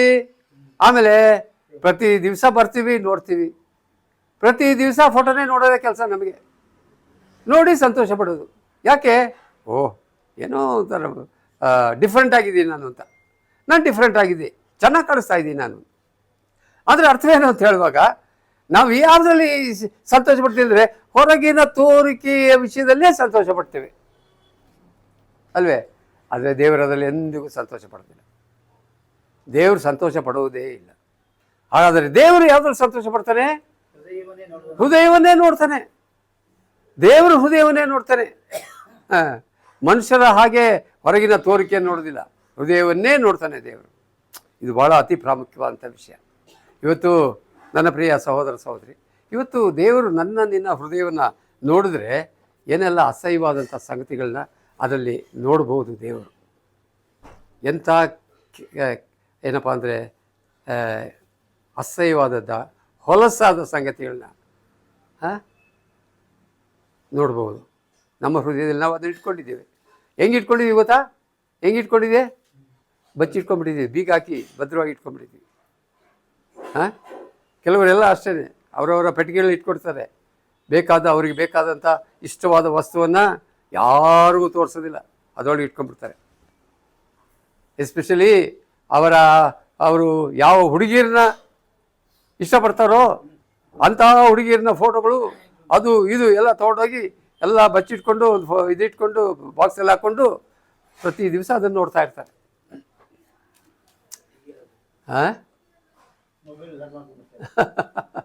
ಈ ಮೊಬೈಲು ಅದಕ್ಕೋಸ್ಕರವಾಗಿ ಇದೆ ಅಂತ ಹೇಳ್ಬೋದು, ನಿಜವೇ. ಈ ಮೊಬೈಲ್ ಬಂದಿರೋದ್ರಿಂದ ಅದು ಜಾಸ್ತಿ ಆಗೋಯ್ತು, ಸಿಕ್ಕಾಪಟ್ಟೆ ಜಾಸ್ತಿ ಆಗೋಯ್ತು ಬಿಡ್ರಿ. ಸೊ ಅದರಿಂದ ಇವಾಗ ದೇವರು ನಮ್ಮ ಹೊರಗಿನ ತೋರಿಕೆಯನ್ನು ನೋಡೋದಿಲ್ಲ, ಹೃದಯವನ್ನೇ ನೋಡ್ತಾನೆ ದೇವರು. ಆದರೆ ಒಂದು ವಿಷಯ, ಹಾಗಾದರೆ ದೇವರನ್ನು ಮೆಚ್ಚಬೇಕಾದ್ರೆ ನಾವು ಎಂಥ ಹೃದಯವನ್ನು ನಾವು ಹೊಂದಿರಬೇಕು? ಇದು ಭಾಳ ಪ್ರಾಮುಖ್ಯ. ನಾವೆಂಥ ಹೃದಯವನ್ನು ನಾವು ಹೊಂದಿರಬೇಕು? ಮೊದಲನೇದಾಗಿ ನಾವೆಂಥ ಹೃದಯ ಹೊಂದಿರಬೇಕು ಅಂದರೆ ದೇವರನ್ನು ಹುಡುಕುವಂಥ ಹೃದಯವನ್ನು ನಾವು ಹೊಂದಿಕೊಳ್ಬೇಕು. ದೇವರನ್ನು ಹುಡುಕುವಂಥ ಹೃದಯ ಯಾರು ಹುಡುಕ್ತಾರೆ? ಈಗ ಯಾವನು ಹುಡ್ಕೋದಿಲ್ಲ, ಯಾರು ಹುಡ್ಕಕ್ಕೆ ಹೋಗೋದಿಲ್ಲ, ಆ ಗೋಜಿಗೆ ಹೋಗಲ್ಲ. ದೇವರನ್ನು ಹುಡ್ಕಕ್ಕೆ ಹೋಗ್ತಾರೆ ಯಾರು? ಅಯ್ಯೋ ನಿನ್ನಂಥ ಮೂರ್ಖ ಯಾರೂ ಇಲ್ಲಪ್ಪ ಅಂತಾರೆ, ಅಲ್ವೇ? ಆದರೆ ದೇವ್ರ ವಾಕ್ಯ ಹೇಳ್ತದೆ, ಏನಂತೆ? ವಾಕ್ಯ ಬಹಳ ಚಂದವಾಗಿ ಅದು ನಮಗೆ ಹೇಳ್ತದೆ. ಏನಪ್ಪ ಅಂದರೆ ದೇವರು ಹೃದಯವನ್ನೇ ನೋಡುವಂಥವನಾಗಿರ್ತಾನೆ. ಇದನ್ನು ನಾವು ಡ್ಯೂಟ್ರೋನಮಿ ಧರ್ಮೋಪದೇಶ ಕಂಡ 4ನೇ ಅಧ್ಯಾಯ 29ನೇ ವಚನ. 4ನೇ ಅಧ್ಯಾಯ 29ನೇ ವಚನ. ಧರ್ಮೋಪದೇಶ ಕಂಡ 4ನೇ ಅಧ್ಯಾಯ. ಸಂಪೂರ್ಣ ಹೃದಯದಿಂದಲೂ ಮನಸ್ಸಿನಿಂದಲೂ ನಿಮ್ಮ ದೇವರಾದ ಯೆಹೋವನನ್ನು ಹುಡುಕಿದರೆ ಆತನು ನಿಮಗೆ ಸಿಕ್ಕುವನು. ಈಗ ದೇವ್ರನ್ನ ನಾವು ಹುಡುಕ್ತೀವ? ಆದ್ರೆ ದೇವ್ರ ವಾಕ್ಯ ಹೇಳ್ತಿದೆ, ಹುಡುಕ್ರಿ, ದೇವರನ್ನು ಹುಡುಕ್ರಿ. ಎಲ್ಲಿ ಸಿಗ್ತಾನೆ ದೇವರು? ಹಾಗಾದ್ರೆ ಸಿಗ್ತಾನ? ಖಂಡಿತವಾಗಿ ಸಿಗ್ತಾನೆ. ದೇವ್ರ ವಾಕ್ಯ ನಮಗೆ ಇದು ಕೊಡ್ತದೆ. ಹೇಗೆ? ನೀವು ಓದ್ರಿ ಅದನ್ನ. ಸಂಪೂರ್ಣ ಹೃದಯದಿಂದ ಮನಸ್ಸಿನಿಂದ ನಿಮ್ಮ ದೇವರಾದ ಯೆಹೋವನನ್ನು ಹುಡುಕಿದ್ರೆ ಆತ ನಿಮಗೆ 100% ಸಿಗ್ತಾನೆ. 100% ಸಿಗ್ತಾನೆ. ದೇವರನ್ನು ಹುಡುಕಿದಂಥ ಒಂದು ಅನುಭವ ನಮಗೆ ಏನಿದೆಯಾ? ನಾನು ಹುಡುಕಿದ್ದೀನಿ. ಯಾವಾಗ? ರಕ್ಷಣೆ ಹೊಂದಿದಂಥ ಆ ಹೊಸ ದಿವಸಗಳಲ್ಲಿ ನಾನು ಹುಡುಕಿದ್ದೀನಿ.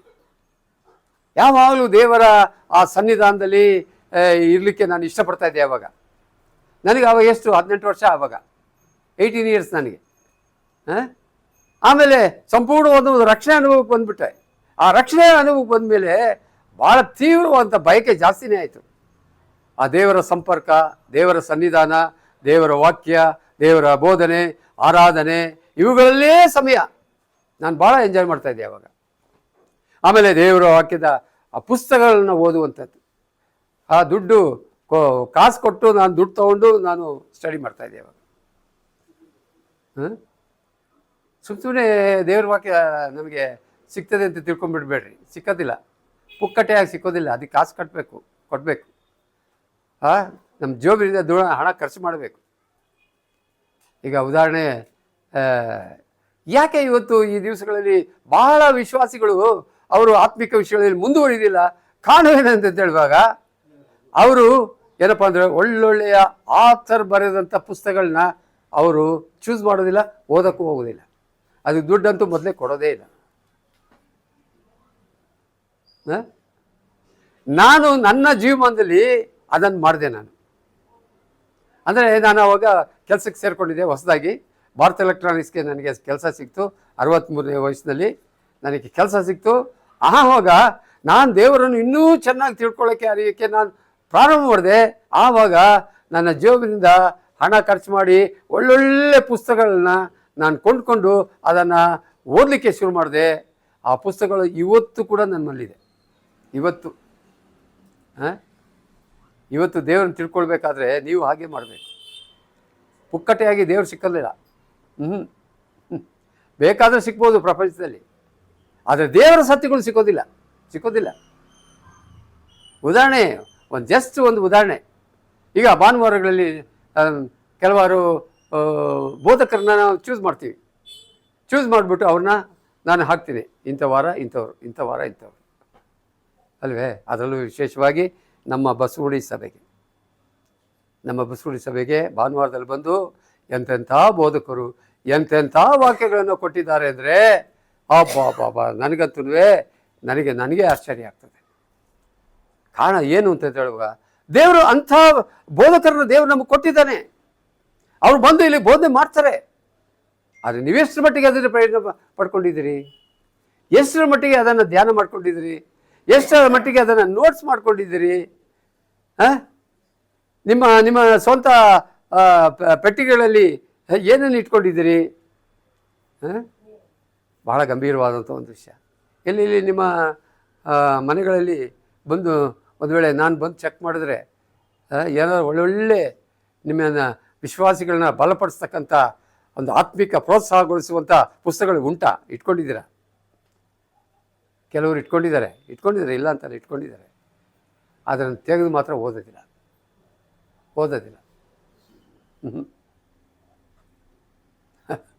ಅದು ಹೇಗಿರ್ತದಪ್ಪ? ಹಾಗಾದರೆ ಅದು ಹೇಗಿರ್ತದೆ? ಅದು ಹೋದರೆ ಅದು ಒಂದು ವಿಗ್ರಹ ಇದ್ದಂಗೆ ಇರ್ತದೆ.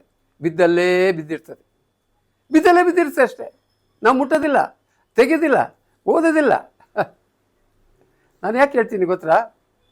ದೇವರನ್ನ ಕಂಡುಕೊಳ್ಳುವಂಥ ವಿಧಾನ ಏನಂದರೆ, ದೇವರನ್ನ ನಾವು ಹುಡುಕಬೇಕು. ಹುಡುಕಿದರೆ ಕರ್ತನು ನಮಗೆ ಸಿಗ್ತಾನೆ. ಎಂಥ ಹೃದಯವನ್ನು ದೇವರು ನಮ್ಮಿಂದ ಅಪೇಕ್ಷಿಸ್ತಾನೆ ಅಂತ ಹೇಳುವಾಗ, ದೇವರು ಪೂರ್ಣವಾದ ಹೃದಯದಿಂದ ಆತನನ್ನು ಹುಡುಕುವವರನ್ನು ದೇವರು ಪ್ರೀತಿ ಮಾಡ್ತಾನೆ, ಆತನನ್ನು ಪ್ರೋತ್ಸಾಹ ಮಾಡ್ತಾನೆ. ಇದು ಬಹಳ ವಿಶೇಷವಾದ ಸಂಗತಿ. ನಿಜವಾದ ದೇವರನ್ನು ನಾವು ಕಂಡುಕೊಳ್ಬೇಕಾದ್ರೆ ಅದಕ್ಕೆ ಒಂದು ಸಂಗತಿ ನಾವು ಮಾಡಬೇಕೆಂದರೆ, ನಾವು ನಿಜವಾಗಿಯೂ ಎಂಥ ದುಷ್ಟ ಪಾಪಿಗಳು ಅಂತ ನಾವು ಒಪ್ಕೋಬೇಕು. ನಾವೆಂಥ ದುಷ್ಟ ಪಾಪಿಗಳು, ನಮ್ಮಂಥ ದುಷ್ಟರೇ ಇಲ್ಲ ಅನ್ನೋ ಒಂದು ಸ್ಥಿತಿಗೆ ನಾವು ಬರಬೇಕು. ಅಯ್ಯೋ ದೇವರೇ, ನಾನೆಂಥ ದುಷ್ಟ ಪಾಪಿ ಸ್ವಾಮಿ. ಯಾರು ಒಬ್ಬ ವ್ಯಕ್ತಿ ಹಾಗೆ ಅರಿಕೆ ಮಾಡ್ದ. ಯಾರವನು? ಸುಂಕದವನು ಅಲ್ವೇ? ಇವನು ಬಂದು ಯಾರವನು? ಫರಿಸಾಯನ್ ಬಂದು ದೊಡ್ಡದಾಗಿ ಪ್ರೇಯರ್ ಮಾಡ್ದ. ನಾನು ಅಂಥವನು, ನೀನು ಇಂಥವನು, ಕಾಣಿಕೆ ಕೊಡ್ತೀನಿ, ಅದು ಮಾಡ್ತೀನಿ, ಇದು ಮಾಡ್ತೀನಿ, ನೋಡಿ ಇಲ್ಲಿ ಪಕ್ಕದಲ್ಲಿ ನಿಂತವನಲ್ಲ, ನಾನು ಅವನಂಗೂ ಅಲ್ಲ ಅಂತ ಅವನನ್ನು ಟೀಸ್ ಮಾಡ್ತಾನೆ ಅವನು ಅಲ್ವೇ? ಆದರೆ ಇವನು ಯಾರವನು? ಸುಂಕದವನು, ಅಯ್ಯೋ ದೇವರೇ, ಪಾಪಿಯಾದ ನಾನು ಕಣಿಸಪ್ಪ ಅಂತ ಕೂಗ್ಬಿಡ್ತಾನೆ. ಆಲಯದಲ್ಲಿ ಬಂದು ಕೂಗ್ತಾನೆ. ಹಾಗೆ ಕೂದೋರು ನಾನು ಯಾರು ಕೇಳಿಲ್ಲಪ್ಪ. ಅಂತಹ ವ್ಯಕ್ತಿನ ದೇವರು ವಾಕ್ಯದಲ್ಲಿ ಏನು ಹೇಳ್ತಾರೆ ಗೊತ್ತಾ? ಕಡೆಯಲ್ಲಿ ಅವನು ನೀತಿವಂತನಾಗಿ ಅವನು ಹೊರಟೋದ ಅಂತ. ಏನಂತೆ? ಅವನು ನೀತಿವಂತನಾಗಿ ಹೊರಟೋದ. ಆದರೆ ಫರಿಸಾಯನಿದನಲ್ಲ, ಕೊಚ್ಕೊಂಡಲ್ಲ, ಜಂಬ ಕೊಚ್ಕೊಂಡಲ್ಲ, ಅಹಂಕಾರ ಪಟ್ಟನಲ್ಲ, ಅವನು ಅದೇ ಯಾವ ರೀತಿಯಲ್ಲಿ ಪಾಪಿಯಾಗಿ ಬಂದೋ ಅದೇ ಪಾಪಿಯಾಗಿ ಹೊರಟೋದ ವಾಪಸ್. ಇವತ್ತು ಈ ವರ್ಷ ದೇವರು ನಮಗೆ ಕೊಟ್ಟಿದ್ದಾನೆ. ಮೊಟ್ಟ ಮೊದಲೇದಾಗಿ ದೇವರು ನಮ್ಮ ಹೃದಯನ ಕೇಳ್ತಾನೆ. ಮೊಟ್ಟ ಮೊದಲೇದಾಗಿ ನಮ್ಮ ಹೃದಯವನ್ನು ಕರ್ತವ್ಯ ನಾವು ಒಪ್ಪಿಸಬೇಕು. ಮೊದಲೇ ಕರ್ತವ್ಯ ಏನು? ಯಾವುದೋ ಪುಸ್ತಕ, ಅದು ರೋಮಪತ್ರಿಕೆ 12ನೇ ಅಧ್ಯಾಯ 12ನೇ ವಚನ. ರೋಮಪತ್ರಿಕೆ 12ನೇ ಅಧ್ಯಾಯ 12ನೇ ವಚನ ಓದ್ರಿ.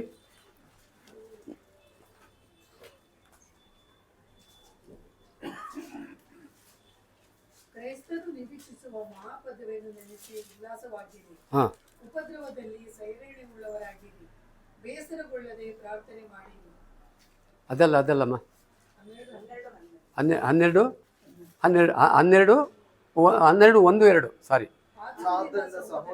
ಆದ್ದರಿಂದ ಸಹೋದರರೇ, ದೇವರ ಕನಿಕರವನ್ನು ನಾನು ನಿಮ್ಮ ನೆನಪಿಗೆ ತಂದುಕೊಂಡು ಹೇಳುವುದೇನೆಂದರೆ, ಬೇಡಿಕೊಳ್ಳುವುದೇನೆಂದರೆ, ನೀವು ನಿಮ್ಮ ದೇಹಗಳನ್ನು ದೇವರಿಗೆ ಮೀಸಲಾಗಿಯೂ ಮೆಚ್ಚುಗೆಯಾಗಿಯೂ ಇರುವ ಸಜೀವ ಯಜ್ಞವಾಗಿ ಅರ್ಪಿಸಿರಿ. ಎಂಥ ಯಜ್ಞ ಬೇಕಂತೆ ದೇವರಿಗೆ? ಸಜೀವ ಯಜ್ಞ. ಸಜೀವ ಯಜ್ಞ ಅಂದ್ರೇನು?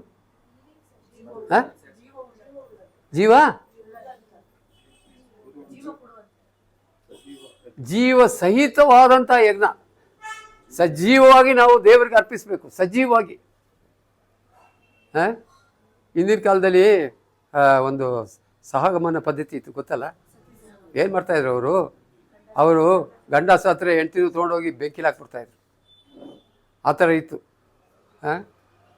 ಇವಾಗ ದೇವರು ಹಾಗೆ ನಮ್ಮನ್ನು ಬೆಂಕಿಲಿ ಬೀಳು ಅಂತ ದೇವರು ಹೇಳೋದಿಲ್ಲ. ಆದರೆ ದೇವರು ಕೇಳೋದೇನೆಂದರೆ ನಮ್ಮ ಹೃದಯವನ್ನು ಕೇಳ್ತಾನೆ. ಏನು? ನಿನ್ನ ಹೃದಯದಲ್ಲಿ ನಾನು ಬರಬೇಕು, ಆದ್ರೆ ನಿನ್ನ ಹೃದಯವನ್ನು ನಾನು ಕೊಡು ಅಷ್ಟೇ. ಯಾಕೆ ಹೃದಯವನ್ನು ಕೊಡಬೇಕು ದೇವರಿಗೆ? ಯಾಕೆಂದರೆ ಆ ಹೃದಯ ನಮ್ಮದಲ್ಲ.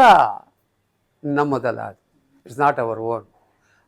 Right, our heart itself is not our own. That is belongs to our lord. ನಮ್ಮ ಹೃದಯ ಅದು ದೇವರದದು, ಕರ್ತನದು. ದೇವ್ರ ವಾಕ್ಯ ಹೇಳ್ತದೆ ಹಾಗೆ. ಅದಕ್ಕೆ ದೇವರು ನಮ್ಮ ಹೃದಯವನ್ನು ದೇವರು ಕೊಡಬೇಕು. ಬಹಳ ಅದ್ಭುತವಾದಂಥ ಸಂಗತಿಗಳನ್ನು ದೇವರ ವಾಕ್ಯದಲ್ಲಿ ನಾವು ಓದ್ತೇವೆ. ಆಮೇಲೆ ದೇವರು ಎಂಥ ಹೃದಯವನ್ನು ನಮ್ಮಿಂದ ಬಯಸ್ತಾನೆ ಅಂದರೆ, ನಿರ್ದೋಷದ ಹೃದಯವನ್ನು ದೇವರು ಬಯಸ್ತಾನೆ. ನಿರ್ದೋಷ. ದೋಷನ ನಾವು ಎಂದಿಗೂ ದೂರ ಇಡಬೇಕು. ದೋಷಗಳಿಂದ ನಾವು ದೂರ ಇರಬೇಕು. ನಾವು ನಮ್ಮನ್ನು ದೂರ ಅದನ್ನು ಬಿಟ್ಟು ಓಡಿ ಹೋಗ್ಬೇಕು ನಾವು. ಆಮೇಲೆ ನಾವು ನಿರ್ದೋಷಿಗಳಾಗಿ ನಾವು ನಡಿಬೇಕು. ನಿರ್ದೋಷಿಗಳಾಗಿ ಯಾರಿದ್ದಾರೆ? ನಿರ್ದೋಷಿಗಳಾಗಿ ಒಬ್ಬ ವ್ಯಕ್ತಿ ಇದ್ದಾನೆ. ಯಾರದು? ಯೋಬನು ಒಬ್ಬ ಇದ್ದಾನೆ. ಆಮೇಲೆ ಯೋಬನಿಗಿಂತ ಇನ್ನೊಬ್ಬ ಇದ್ದಾನೆ, ದಾನಿಯೇಲನು ಇದ್ದಾನೆ. ಬಟ್ ಯೋಸೇಫ ಅವನು ದೇವರ ಮುಂದೆ ನಿರ್ದೋಷಿಯಾಗಿ ಅವನು ಬದುಕಿದ, ನಿರ್ದೋಷಿಯಾಗಿ. ಅವ್ರ ಅಣ್ಣ ತಮ್ಮದರೆಲ್ಲ ಸುಳ್ಳುಗಾರರು, ಮೋಸಗಾರರು. ಇವನ್ನ ಪಾಪಕ್ಕೆ ಪ್ರೇರೇಪಿಸಿದ್ರು, ಯಾರನ್ನ? ಯೋಸೆಫನ್ನ. ಆದರೆ ಅವನು ಅಲ್ಲಿಂದ ಏನಪ್ಪ ಅಂತ ಹೇಳುವಾಗ ತಪ್ಪಿಸ್ಕೊಂಡು ಅವನು ನಿರ್ದೋಷವಾಗಿ ಅವನು ಬದುಕಿದ ಅಲ್ವೇ? ಅವನು ನಿರ್ದೋಷವಾಗಿ ಬದುಕಿದ ಮೇಲೆ ಏನಾಯ್ತು ಗೊತ್ತಾ? ದೇವ್ರು ಏನು ಮಾಡಿದ್ರು ಗೊತ್ತಾ? ಒಂದು ದಿವಸ ಅವನನ್ನು ತೆಗೆದು ಆ ಐಗುಪ್ತದ ಅರಸನನ್ನಾಗಿ ನೇಮಿಸಿಬಿಟ್ಟ. ಐಗುಪ್ತದ ಅರಸ ಎಲ್ಲರೂ ಇವತ್ತನಿಗೆ ಅಡ್ಡ ಬೀಳಬೇಕು ಅಂದ್ಬಿಟ್ಟ. ಎಲ್ಲರೂ ಅವನಿಗೆ ಅಡ್ಡ ಬೀಳಬೇಕು, ಯೋಸೆಫರಿಗೆ. ಅಬ್ಬಾಬಾಬಾಬಾ, ಎಂಥ ಸ್ಥಾನ, ಎಂಥ ಅದ್ಭುತ ಸ್ಥಾನ. ಅಯ್ಯೋ ದೇವರೇ, ಒಂದು ವೇಳೆ ನಾವು ಕೂಡ ಹಾಗೆ ಬದುಕಿದ್ರೆ ದೇವರು ನಮ್ಮನ್ನು ಅದೇ ಸ್ಥಾನಕ್ಕೆ ನಡೆಸ್ತಾನೆ. ದೇವರು ಒಬ್ಬನ ಕಣ್ಣಿಗೆ ಸುಣ್ಣ, ಇನ್ನೊಬ್ಬನಿಗೆ ಬೆಣ್ಣೆ ಹಚ್ಚಲ್ಲ ದೇವರು. ಇಲ್ಲ, ನಾವೆಲ್ಲರೂ ಯಥಾರ್ಥವಾಗಿ ಬದುಕಿದ್ರೆ ದೇವರು ನಮ್ಮನ್ನೂ ಹಾಗೆ ಆತನು ಆಶೀರ್ವದಿಸ್ತಾನೆ. ಆಮೇಲೆ ಕಡೆದಾಗಿ ದೇವರು ನಮ್ಮಿಂದ ಶುದ್ಧ ಹೃದಯವನ್ನು ಅಪೇಕ್ಷಿಸ್ತಾನೆ. ಶುದ್ಧ ಹೃದಯ, ನಮ್ಮ ಹೃದಯವನ್ನು ಶುದ್ಧವಾಗಿ ಇಟ್ಕೊಳ್ಬೇಕು ನಾವು ಯಾವಾಗಲೂ. ಆವಾಗ ನಾವು ನಿರ್ದೋಷವಾಗಿ ಬದುಕ್ತೇವೆ, ಜೀವಿಸ್ತೇವೆ. ಈಗಾಗಲೇ ನಾವಾಗಲೇ ಯೋಚನೆ ಮಾಡ್ತಾ ಬಂದೆವು, ದೇವರು ನಮಗೆ ಹೊಸ ವರ್ಷ ಕೊಟ್ಟ. ಏನು ಹಬ್ಬ ಮಾಡಿದ್ದೆ, ಬಿರಿಯಾನಿ ತಿಂದಿದ್ದೆ. ಆದರೆ ಹೃದಯ ಮಾತ್ರ ಬದಲಾವಣೆ ಆಗಲಿಲ್ಲ. ಆಗಿದೆಯಾ? ಹೃದಯ ಬದಲಾವಣೆ ಆಗಿದೆಯಾ? ದೇವ್ರು ಬೇಕಾದದ್ದು ಅದುವೇ. ಬದಲಾವಣೆ ಹೃದಯ ದೇವ್ರು ಕೇಳ್ತಾನೆ. ಇವತ್ತು ಈ ವರ್ಷದಲ್ಲಿ ಒಂದು ದೃಢವಾದ ತೀರ್ಮಾನ ತಗೊಳ್ರಿ. ಹೌದು ಸ್ವಾಮಿ, ನಾನು ಬದಲಾವಣೆ ಆಗಬೇಕು ಸ್ವಾಮಿ, ನಾನು ಸಿದ್ಧವಾಗಿದ್ದೇನೆ, ನನ್ನ ತಕ್ಕೋ, ನನ್ನನ್ನು ಉಪಯೋಗಿಸು ಅಂತ ನಾವು ಖಂಡಿತವಾಗಿ ನಮ್ಮನ್ನು ಒಪ್ಪಿಸಿಕೊಟ್ರೆ ದೇವರು ಖಂಡಿತವಾಗಿ ನಮ್ಮನ್ನು ಬದಲಾವಣೆ ಮಾಡ್ತಾರೆ. ಯಾವ ವಿಧವಾದ ಸಂದೇಹ ಇಲ್ಲ. ಹೇಳಲಿಕ್ಕೆ ಬೇಕಾದಷ್ಟು ಉಂಟು. ನಾನು ಇಲ್ಲಿಗೆ ಮುಗಿಸ್ತೀನಿ. ಈ ವರ್ಷದಲ್ಲಿ ಮೊದಲನೇದಾಗಿ ನಾವು ನೋಡಿದ್ದೇನು? ಶುದ್ಧವಾದ ಹೃದಯ. ಈ ಹೃದಯ ದೇವರು ಕೊಡ್ತಾನೆ, ಕೇಳ್ತಾನೆ. ಆದರೆ ಆ ಶುದ್ಧ ಹೃದಯವನ್ನು ನಾವು ಕಾಪಾಡಿಕೊಂಡ್ರೆ ಖಂಡಿತವಾಗಿಯೂ ದೇವರು ನಮ್ಮನ್ನು ಉನ್ನತವಾದ ಸ್ಥಿತಿಗೆ ತರ್ತಾನೆ. ಖಂಡಿತ ಉನ್ನತವಾದ ಸ್ಥಿತಿ. ಕೆಲವರು ಪಾಲಿಟಿಷಿಯನ್ಸ್ ನಾವು ನೋಡಿದ್ದೀವಲ್ಲ, ಅವರು ಉತ್ತಮವಾದ ಸ್ಥಿತಿಗೆ ಬರಬೇಕಾದ್ರೆ ಲಕ್ಷಾಂತರ ರೂಪಾಯಿ ಖರ್ಚು ಮಾಡ್ತಾರೆ, ಕೋಟ್ಯಾಂತರ ರೂಪಾಯಿ ಖರ್ಚು ಮಾಡ್ತಾರೆ ಉನ್ನತವಾದ ಸ್ಥಿತಿಗೆ ಬರಬೇಕು ಅಂದರೆ. ಆದರೆ ನಮ್ಮ ದೇವರ ಹತ್ರ ಒಂದು ಪೈಸಾ ಖರ್ಚು ಮಾಡೋದು ಅವಶ್ಯಕತೆ ಇಲ್ಲ. ಯೋಗ್ಯವಾಗಿ, ಪ್ರಾಮಾಣಿಕವಾಗಿ, ನಂಬಿಗಸ್ತರಾಗಿ ನಾವು ಕರ್ತನ ಎದುರಲ್ಲಿ ಬದುಕಿದ್ರೆ ಖಂಡಿತವಾಗಿಯೂ ದೇವರು ನಮ್ಮನ್ನು ಮೇಲಕ್ಕೆತ್ತುತ್ತಾ ಉನ್ನತವಾದ ಸ್ಥಾನದಲ್ಲಿ ನಮ್ಮನ್ನು ತಂದು ಆತ ನಿಲ್ಲಿಸಿಬಿಡ್ತಾನೆ. ಅಂಥ ಜೀವಿತ ಈ ವರ್ಷದಲ್ಲಿ ನಾವು ಜೀವಿಸ್ಲಿಕ್ಕೆ ಆಗುವಂತೆ ದೇವರು ನಮ್ಮನ್ನು ನಡೆಸಲಿ. ದೇವರು ಈ ವಾಕ್ಯ ಭಾಗವನ್ನು ನಮ್ಮೆಲ್ಲರಿಗೆ ಆಶೀರ್ವದಿಸಿಕೊಡಲಿ.